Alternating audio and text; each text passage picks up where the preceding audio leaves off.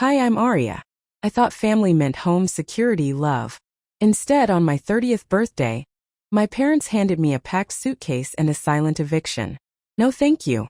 No goodbye. Just a cold command. You're too old to freeload. I paid their bills. I covered their debts. I kept the lights on. And somehow I was still disposable. But the worst part wasn't being kicked out. It was realizing I'd been used for years and I never even saw it coming.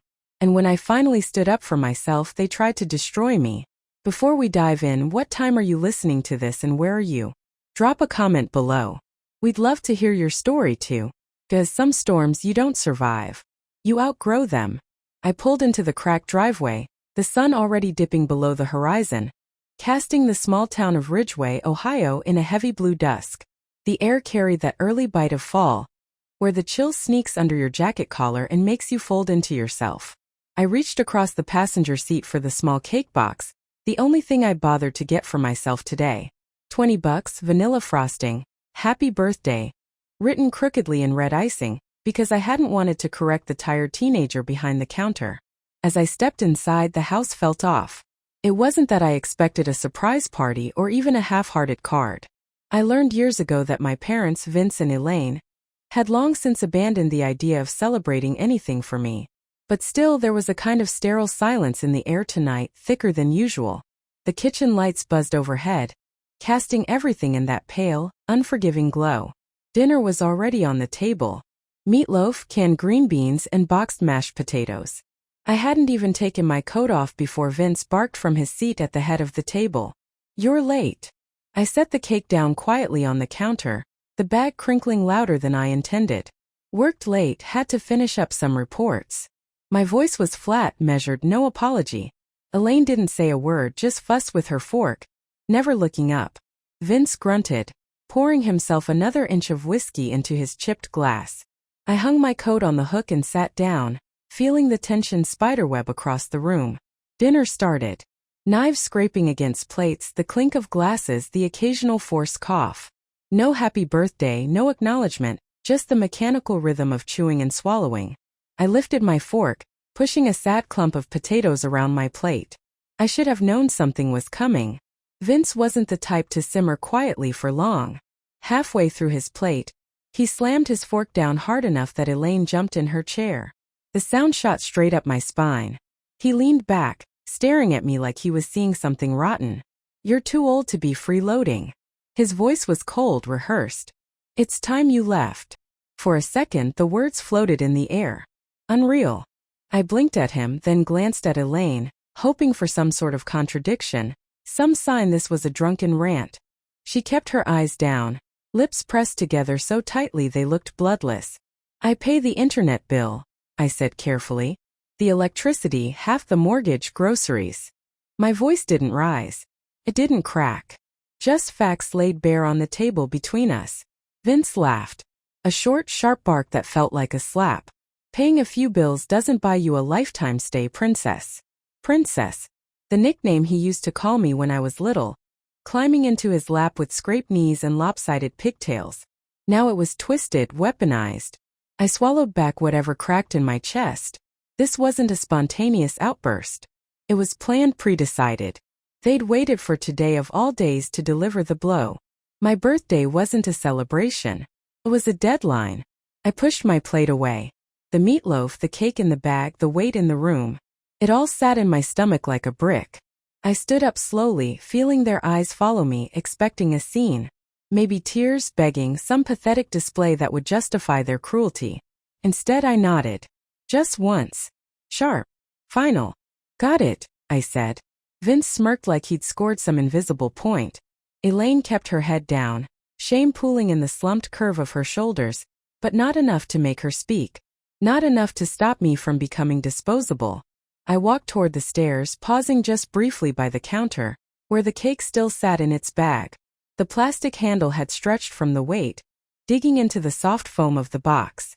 One candle was missing. The stupid little box was probably jostled in the car, but it felt symbolic anyway. One candle missing, one person missing, one family missing. I carried the cake upstairs without looking back. Each step creaked under my feet, loud, accusing, final. I closed my bedroom door behind me and leaned against it, letting the hollow thud echo in my chest.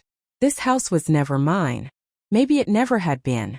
I sat on the bed for a long moment, staring at the packed bags I had been too afraid to finish over the past few weeks.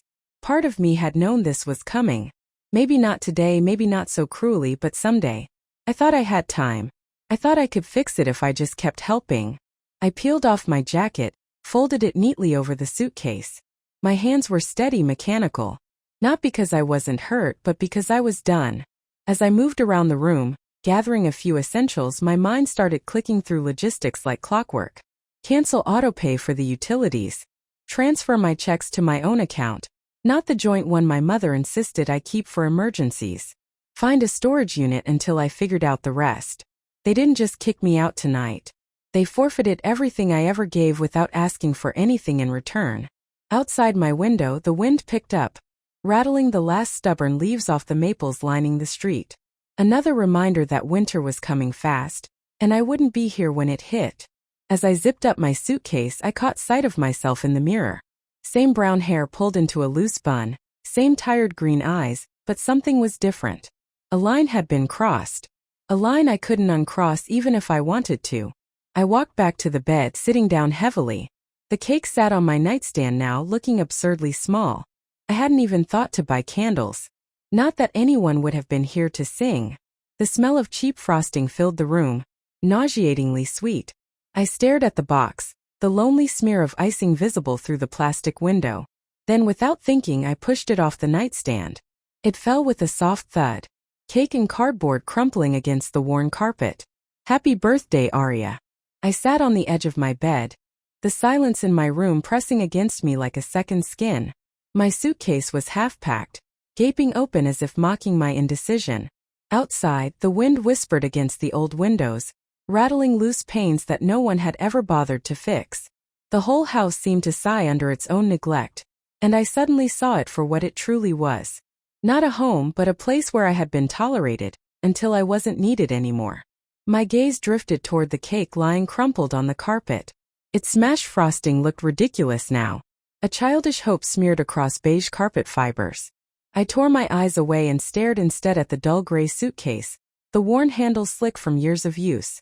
It wasn't just clothes that weighed down its contents. It was years of covering for their failures, patching their broken pieces while mine were left to rot. Memories surged forward like a bitter tide. I remembered the time Vince cracked a molar during one of his benders. He couldn't afford the surgery, not with the late mortgage notices piling up on the kitchen counter. So I dipped into my savings, the fund I had quietly built for my own place, and paid for it in cash. No thank you, no acknowledgement, just a grunt when he got back from the dentist, drooling and cursing the whole way inside. Or the winter Elaine's tires baldly skidded off the road. She called me in a panic, stranded outside town. I skipped work, bought her a whole new set, and even paid for the tow. She patted my hand once, saying, "You're a good girl," before handing me the repair bill she expected me to cover too. When the roof started leaking last spring, it was me up on the ladder hammering shingles in the pouring rain. Vince sat inside with a beer, shouting about how you can't trust these contractors nowadays, while his daughter, who he called a freeloader, saved the damn house from collapsing. None of it mattered. None of it earned me a seat at their table tonight. I pressed the heels of my hands into my eyes until bursts of light flashed behind my lids.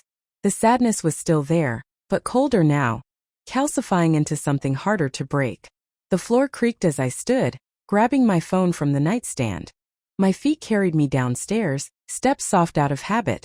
In the living room, the glow of the television painted my parents in an eerie blue light. Vince lounged in his recliner, beer in hand.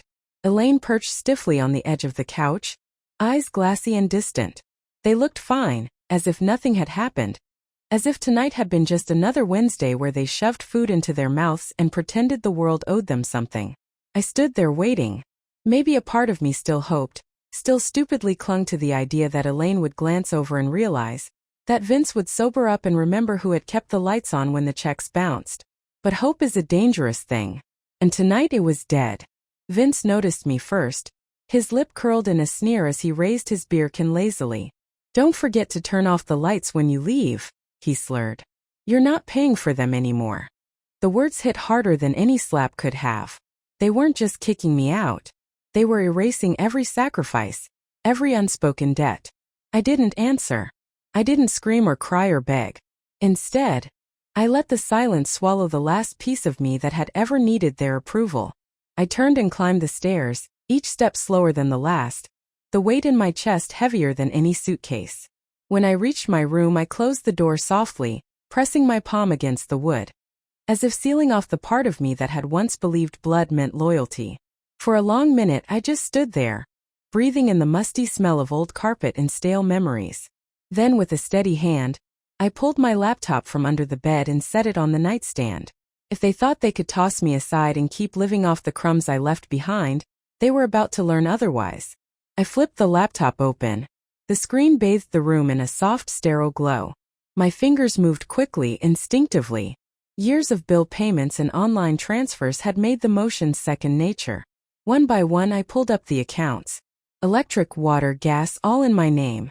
I hovered over the cancel button on the utilities portal, my finger trembling just once before pressing down firmly. The electric bill gone, the water bill gone, the gas bill gone. Each click felt like cutting an invisible cord that had kept me tethered here. In a house where love was measured in convenience and betrayal was wrapped in silence. Next came the bank account, the one my mother insisted we keep joint for emergencies. I moved my remaining funds into a private account I had set up months ago, back when a tiny voice inside me warned that this day would come. Transfer complete. The cable and internet accounts were next. Services they used daily, mindlessly, never realizing it was my name on the bills. My paychecks funding their binge-watching marathons and endless scrolling. Cancel. Cancel. Cancel. Each click was a small reclamation of power they thought I didn't have. I paused briefly over the auto insurance. Vince's truck, Elaine's battered Camry, both covered under my plan to save them a few $100 a month. I could almost hear Elaine's voice from last year, sweet and sticky, saying, "You're so good with money, honey. It just makes sense." Sure it did for them. I clicked remove vehicle on each one, heart hammering in my chest. Not with fear, but with a grim kind of satisfaction. When the last account was severed, I closed the laptop with a soft snap. The silence in the room felt different now, lighter, sharper. This wasn't about revenge. It wasn't even about anger anymore. It was about balance. They wanted me gone. Fine.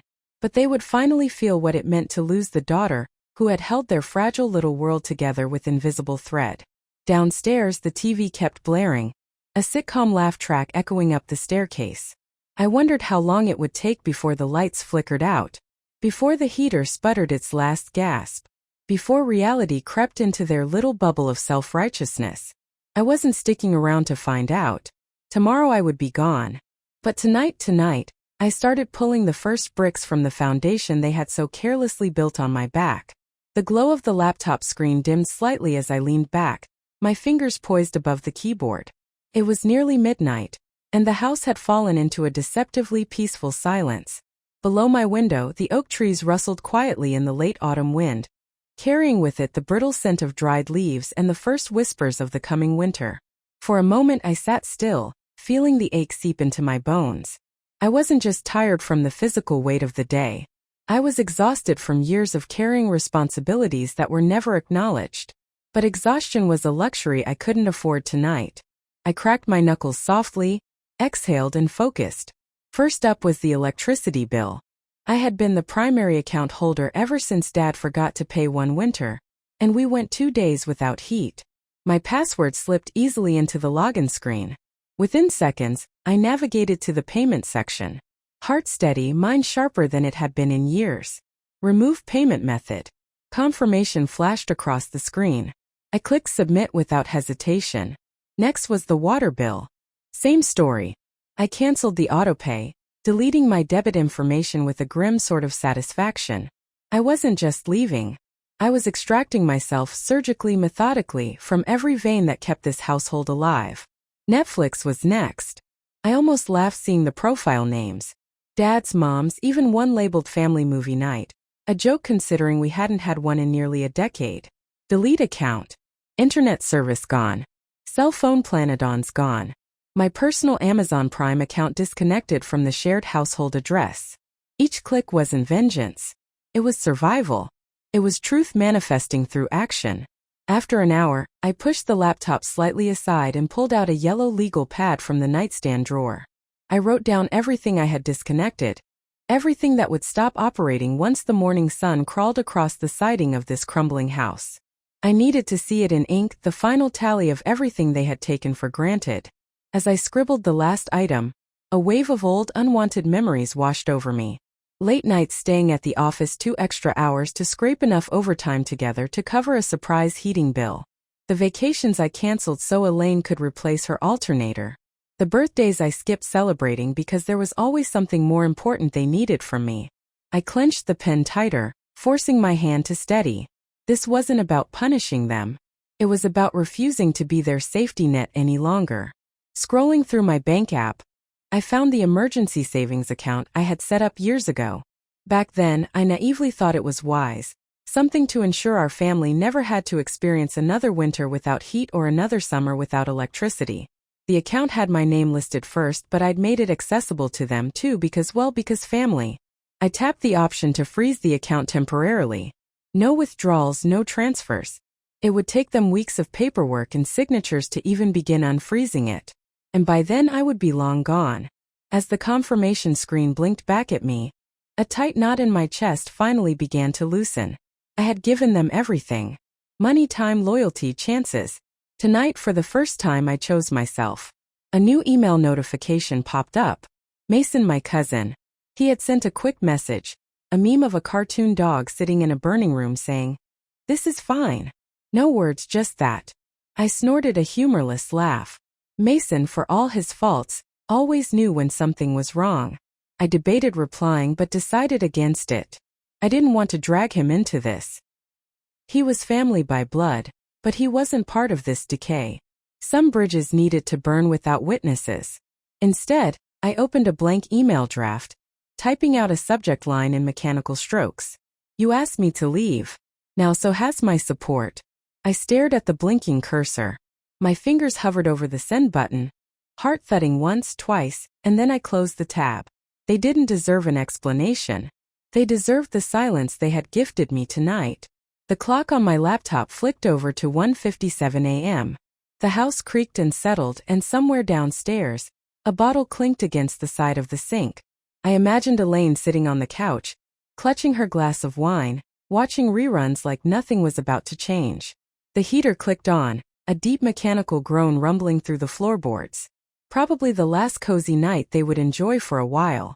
I double-checked every cancellation, every freeze, every disconnection. Scheduled to activate at sunrise. Neat, clean, irreversible. By tomorrow, when Vince flipped on the light switch or tried to microwave his coffee, there would be no electricity.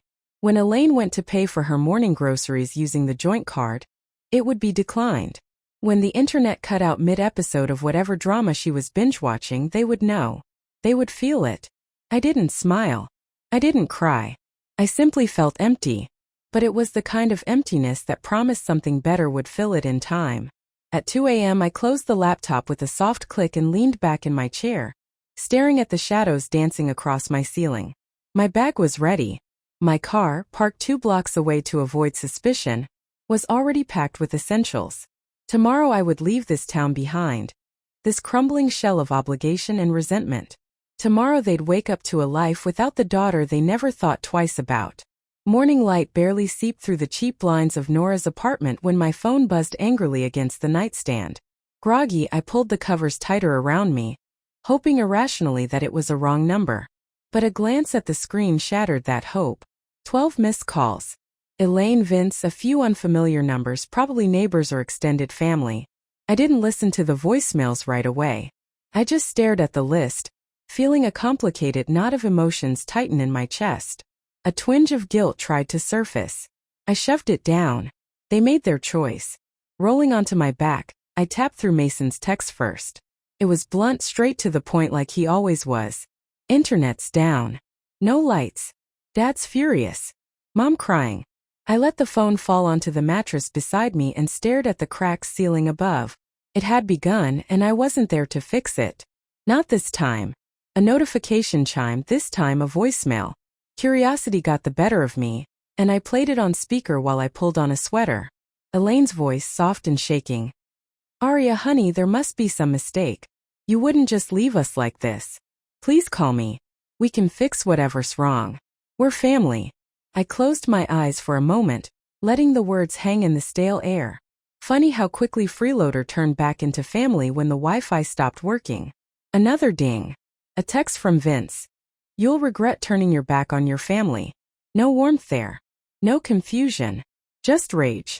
I silenced the phone, turned it face down on the nightstand. Nora shuffled into the living room with 2 mugs of coffee, wearing an oversized hoodie and sleep-tousled hair. She didn't say anything at first, just handed me one of the mugs and sat on the floor next to the bed. After a long sip, she said, You look like someone just told you your winning lottery ticket expired. I huffed a humorless laugh. They're panicking, I said simply. Nora leaned her head against the wall, knees pulled to her chest. Good, she said, voice calm. Sometimes it's not betrayal to save yourself. It's survival. We sat there for a while, listening to the faint sounds of a garbage truck rumbling down the street. Later that afternoon, we headed to a community event at the local church. A simple autumn festival with pies and pumpkins and booths selling homemade candles. Small town life in all its predictable charm. I stayed near the edges, minding my own business. But it didn't take long for whispers to reach my ears. Vince was there. He stood near the apple-bobbing booth, voice raised just enough to gather attention. I didn't have to get close to hear him. My daughter abandoned us, he barked. After everything we sacrifice for her, kids these days. No loyalty, no gratitude.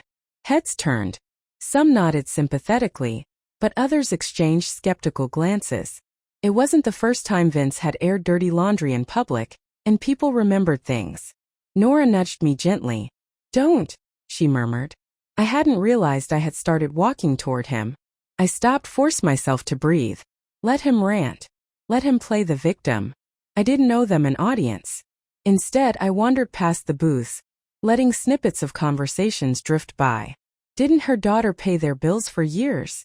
Someone whispered. Isn't that the one who stayed home to help when the mom got sick? Another asked.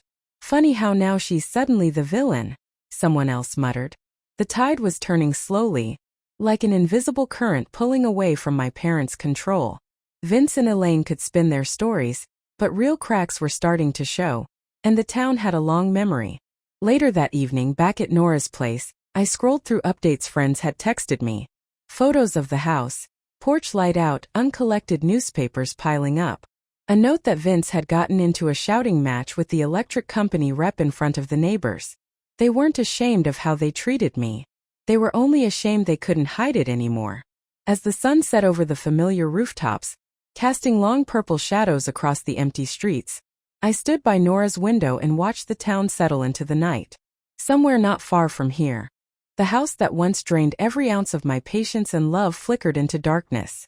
This time I didn't rush back to save it. The house slipped into darkness, and so did a part of me. Yet as the night stretched into morning, the world outside kept moving. People went to work. Dogs barked at the mailman. Kids laughed at the school bus stop. Life didn't pause just because mine had been cracked open. 3 days passed in a blur of trying to build a new normal. I buried myself in tasks, organizing the documents scattered on Nora's kitchen table, scrubbing down the bathroom we shared, tweaking my resume for the 100th time. Anything to stay busy, anything to keep from thinking about them. But the mind is a stubborn thing. It was mid-morning when my phone buzzed again. That familiar vibration that sent my heart skittering against my ribs. I almost didn't check it. Almost. The text was from Elaine. After everything we did for you, this is how you repay us? Dad's health is failing. He hasn't eaten in 2 days. I stood in the center of the small living room, the phone heavy in my hand, my stomach twisting into hard knots. The guilt came fast and sharp, carving into me like it had been waiting just below the surface. I sank onto the worn couch, reading the words again and again until they blurred. Images flashed uninvited. Birthday parties with homemade cakes, late-night talks in the living room, laughter over burnt Thanksgiving turkeys. Childhood memories that didn't match the reality of recent years but felt painfully real in this moment. What if they really were suffering? What if I was punishing them too harshly? The guilt slithered deeper as the day dragged on. It didn't stop with Elaine's message. The calls started trickling in. "You know your father's heart isn't strong," Aunt Marcy crooned from one voicemail. "Families fight, sure, but cutting them off like this, it's cruel. Think about your mother," Uncle Phil's text insisted. "She's fragile. This could kill her." Each message hammered another crack into my resolve. Maybe I was heartless. Maybe I was the villain in this story. Maybe. My phone buzzed again. A text from Mason. Short, brutal. "Dad told Mom to fake chest pains next if guilt-tripping you doesn't work." I stared at the screen, the weight of that simple sentence knocking the air out of my lungs. So that was the plan. Not mending. Not understanding. Not accountability. Just another con. They didn't miss me. They missed what I could do for them. Numb, I tossed the phone onto the coffee table and curled into myself on the couch. The sun shifted across the floor, tracing slow golden fingers over Nora's second-hand rug. As the hours slipped by, I let the weight of everything press down. Not resisting it this time. The years of bending over backward. The quiet sacrifices. The endless giving. Hoping it would be enough to earn a seat at a table that was never truly mine. It wasn't sadness anymore. It was something colder, sharper. I didn't move until Nora came home from her shift at the clinic, her sneakers squeaking slightly on the hardwood. "You okay?" she asked, dropping her bag by the door.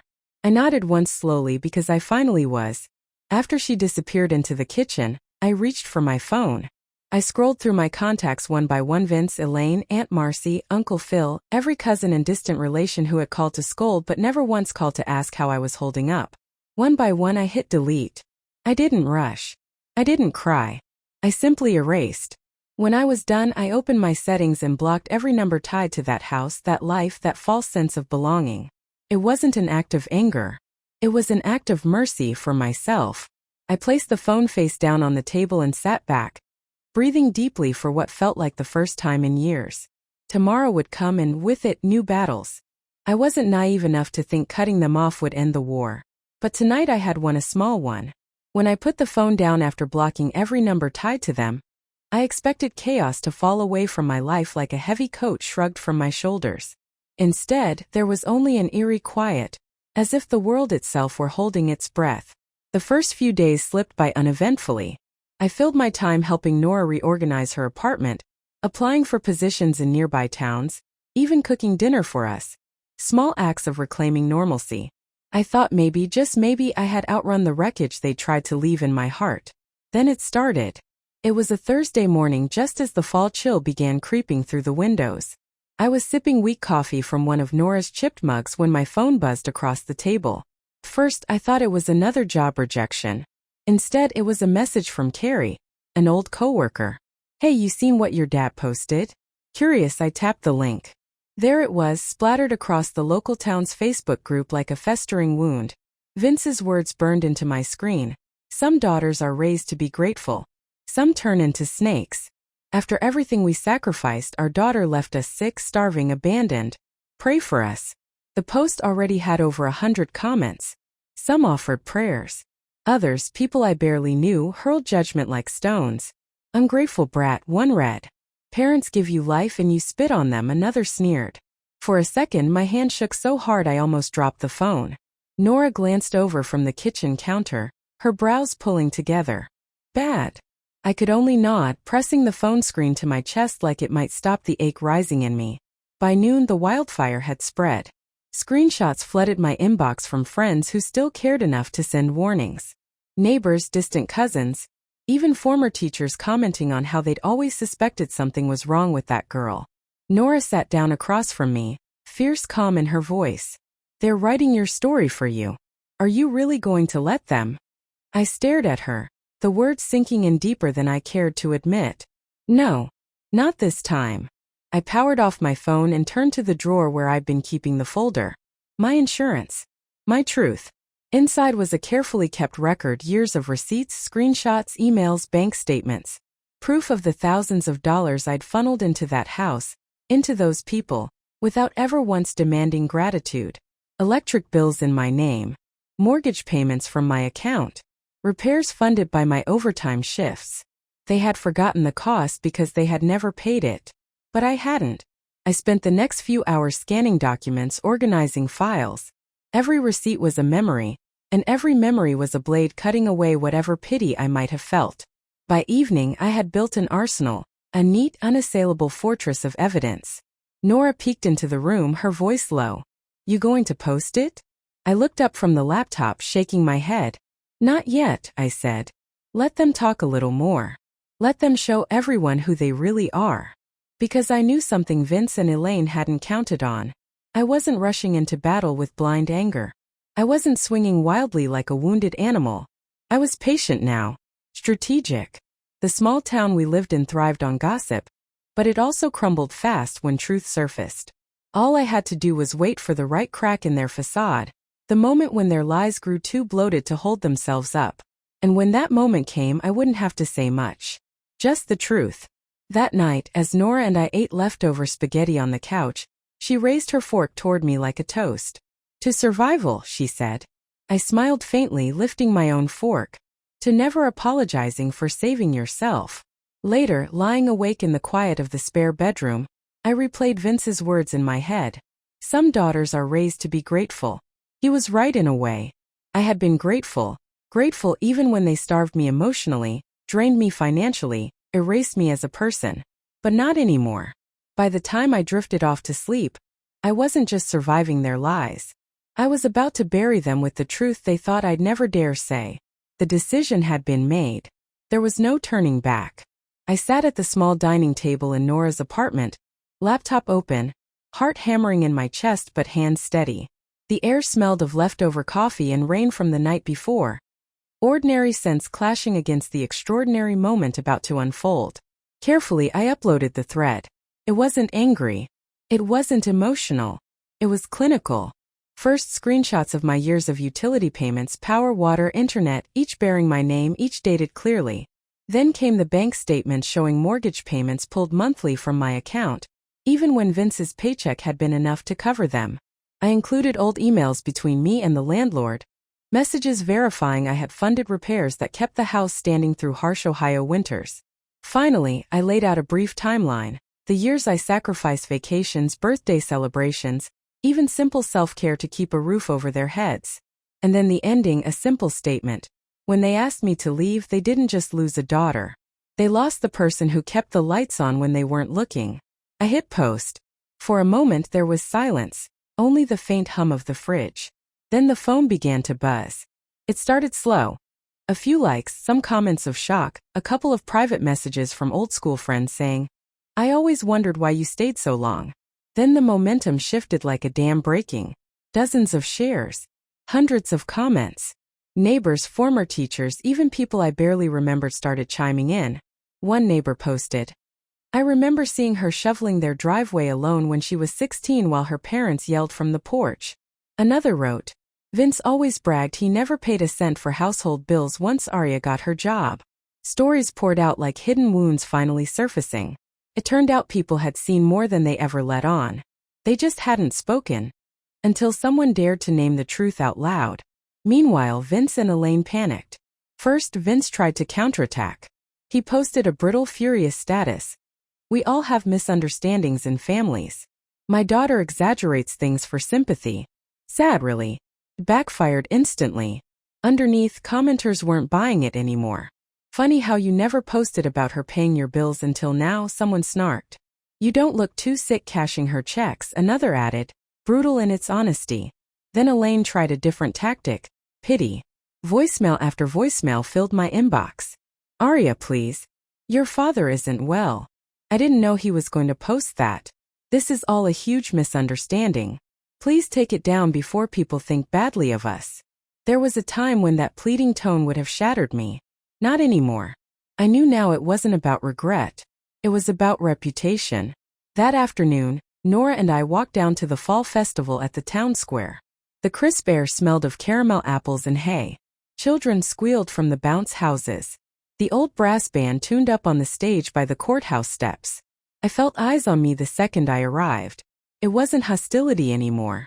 It was something softer, sadder, a kind of collective realization. I passed Mrs. Langford, my old elementary teacher. She gave me a nod and a small sad smile. Mr. Collins from the hardware store tipped his cap silently. Finally, as Nora and I neared the pumpkin carving station, a woman I barely knew, one of Elaine's old church friends, stepped forward. Her hand was gentle as she touched my shoulder. "You deserved better, sweetheart," she said quietly. "We all knew. We were just too afraid to say it." Tears stung the back of my eyes, but I blinked them away. I nodded, murmuring a soft thank you that seemed too small for the weight it carried. Standing there in the heart of the community where I had once been invisible, I realized something with a clarity so sharp it almost hurt. The shame was never mine. It had been theirs all along. As the afternoon faded into evening, the square lit up with strings of fairy lights and the smell of roasted corn filled the air. Children laughed, music played, and for once I didn't feel like an outsider lurking at the edges. I belonged to myself now. Later that night, as fireworks exploded over the courthouse lawn in bursts of red and gold, I stood still, head tilted back, watching the sky tear itself open in color. A soft voice whispered inside me, "Sometimes the brightest displays come only after the darkest storms." And this time I wasn't running from the wreckage. I was rising from it. The smell of burnt leaves drifted through the air as I leaned against the frame of Nora's apartment window, watching the small town settle into another cool autumn evening. Life outside looked untouched, unaware that mine was teetering on the edge of yet another battlefront. 2 days had passed since I posted the truth. I had almost let myself believe it was over, that maybe, just maybe, silence would be the final word between us. Then came the knock. It wasn't frantic or violent, just a polite, almost embarrassed rap against the door. I glanced at Nora, who peered over her coffee mug, brow furrowed. Crossing the small living room, I opened the door to find a uniformed officer standing there holding a large manila envelope. "Miss Arya Marin?" he asked, voice neutral. "Yes," I answered, a knot already forming in my stomach. He handed over the envelope. "You've been served. Civil suit. Any questions?" The contacts listed inside. I thanked him mechanically, closed the door with a soft click, and stared down at the envelope like it might bite. I didn't have to open it to know who it was from. Sitting down at the kitchen table, I slid my finger under the flap and unfolded the papers inside. Vince had filed a lawsuit against me. The charges were laughable if they hadn't been so cruel. Theft, emotional elder abuse, financial abandonment. It was a tantrum dressed up in legalese. Nora read over my shoulder, muttering, "Unbelievable. They're trying to destroy you because you walked away." For a brief moment, that old familiar guilt flared, hot and sharp like a reopened wound. The same voice that had haunted me since childhood whispered, "Maybe you're making too much of this. Maybe you should have just stayed quiet." But that voice had lost its power. Instead of spiraling, I inhaled slowly, feeling the solid ground of truth beneath my feet. "Not this time," I said aloud, standing up. "I'm done apologizing for saving myself." By noon, I was on the phone with the legal aid office in Columbus. I explained everything methodically, calmly, forwarded them the proof I had already compiled, every payment, every receipt, every documented act of support. They listened, asked careful questions, then assured me they would help draft a countersuit if needed. "You have a strong case," the paralegal said. "And honestly, it sounds like you should be the one suing for exploitation." I didn't want revenge. I wanted my life back. That afternoon, I took their advice and filed my own formal complaints, this time outlining years of financial manipulation under emotional coercion. Elder abuse, it turned out, went both ways when adult children were weaponized for labor and money under the threat of guilt. The backlash was swift. Elaine called first, her voice trembling with manufactured grief. "Arya, please. You're tearing this family apart. We only wanted what was best for you. You're overreacting. You know your father's not well." I didn't respond. An hour later, Vince's text came in, a final poison dart. "You think you won? Family always gets the last word." I stared at it for a long time, the words blurring slightly as anger and pity warred inside me. Then I opened the small drawer beside my bed. Tucked in the corner, wrapped carefully in tissue, was the tiny plastic cake topper I'd bought myself on my last birthday, the birthday they had turned into an eviction party. A single candle, a broken memory. I turned it over in my hand, feeling the absurdity of how much hope had once been packed into such a small, meaningless object. "Family isn't who you're born to," I whispered into the quiet room. It's who treats you like you matter.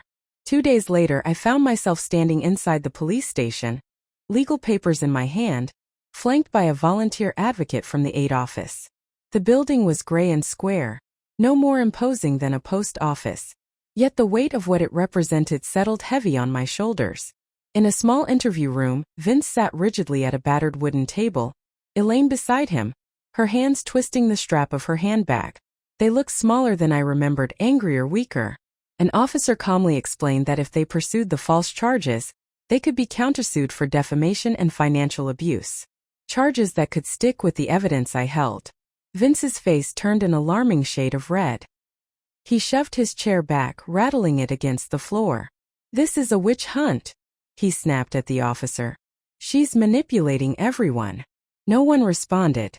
Elaine crumbled into her seat, sobbing so loudly it echoed off the cinder-block walls. I didn't flinch. I didn't speak. I didn't need to.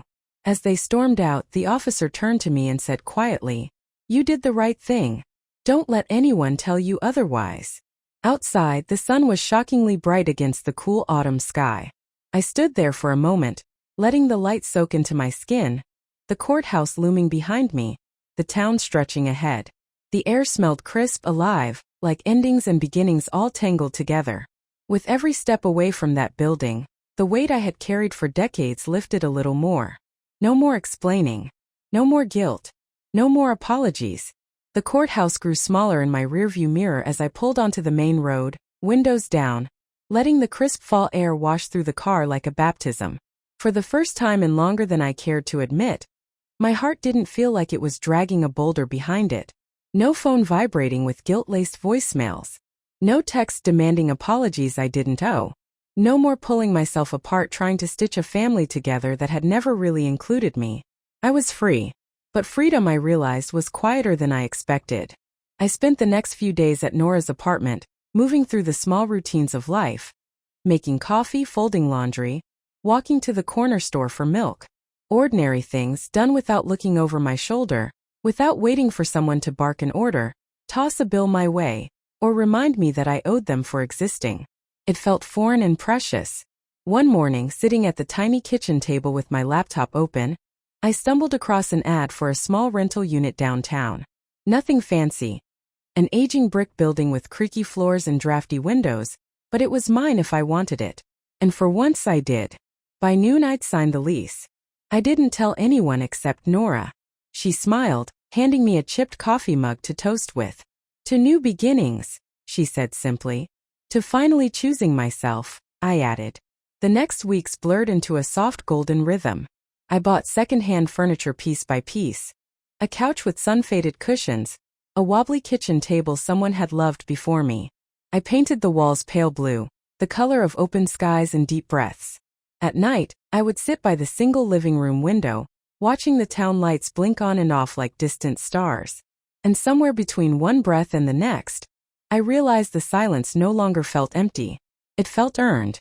One Saturday, while unpacking a final box, I found it tucked away at the bottom. A relic from another life. The tiny plastic cake topper. The one from the birthday that had ended everything. I held it in my palm for a long while, the late afternoon sun glinting off its cheap bent edge. It didn't hurt to look at it anymore.